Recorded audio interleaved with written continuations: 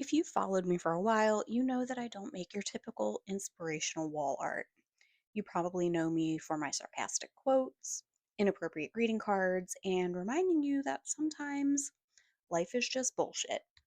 So today I'm sharing with you five of my favorite pieces, not because they're necessarily my biggest sellers, but because each one is a little insight into what makes the Loopy Lefty studio so weird and unique.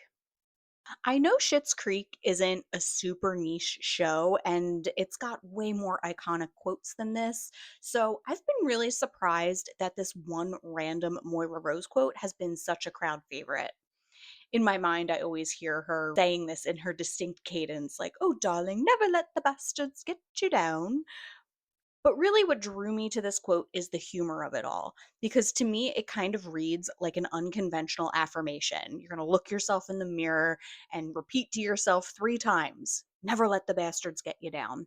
I'm willing to bet that a lot of people don't even know that this quote is from Schitt's Creek. I think a lot of folks just walk into my tent, read this quote, and they're immediately thinking of that one person at work or their HOA or just whoever is testing their patience that week. Because let's be honest, life is full of bastards. This quote is one that still tickles me, even though I've made it a dozen times. Inspiration comes from literally anywhere, and this was just a random meme I saw on Facebook. And of course, I did my trademark homework to confirm that it was fair game to sell as a framed quote. Um, but do you get this joke? Most of my customers are millennials or older, so they kind of get the two-part joke to this. But one day I had a youth come up to my tent, read this, and be like, "I don't get it." So I went into my explanation about how it's like two quotes merged in one, and I just saw his eyes rapidly glaze over. So maybe I'm just getting old.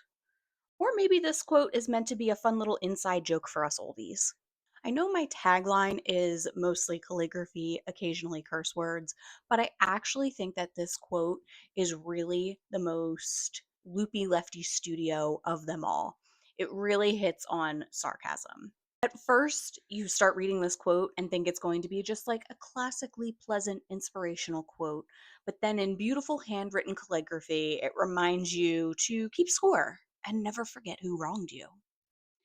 This quote actually came straight from my own twisted mind. My friend was telling me a story about work and her pain in the ass coworker.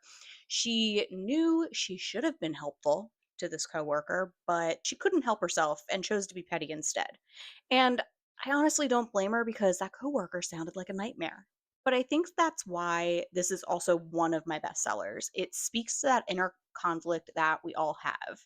Like, we know we should be kind, but when someone's an asshole, it's so much more satisfying to be petty. This idea actually started years ago. I don't know if you remember, but several years ago, the phrase choose kind became wildly popular. It came from the movie adaptation of the book Wonder, which is a great book, by the way. Very cute, very sweet, and inspirational. At the time, I was still teaching, and our school was obsessed with this quote. I'm talking posters lining the hallways, every staff meeting had some kind of lesson on kindness. It even got to the point when like kids were popping off and misbehaving, the administration tried to discipline them by doing this whole like choose kind thing. So basically, instead of receiving detention, they would just get a lecture on kindness. And of course, being kind is important, but it kind of loses its luster when it's being forced down your throat. So, me and my sarcastic coworkers started our own little inside joke. We would always, whisper to each other, "Be fucking kind, damn it." Because we knew kindness can't be forced. But damn if our admin didn't keep trying. I've long since moved on to a new career, but this whole idea of "be fucking kind" has followed me everywhere I go. This is probably one of the simplest quotes I make.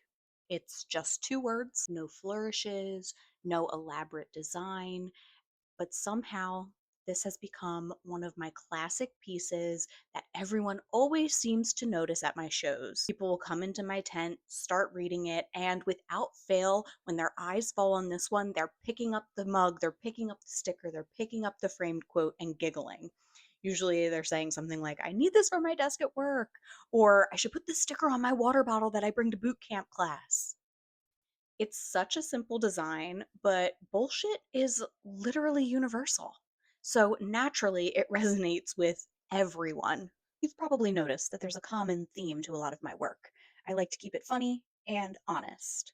I'm sure most people enjoy the fact that my work is handmade, but I don't think that's the only reason that people are drawn to my work.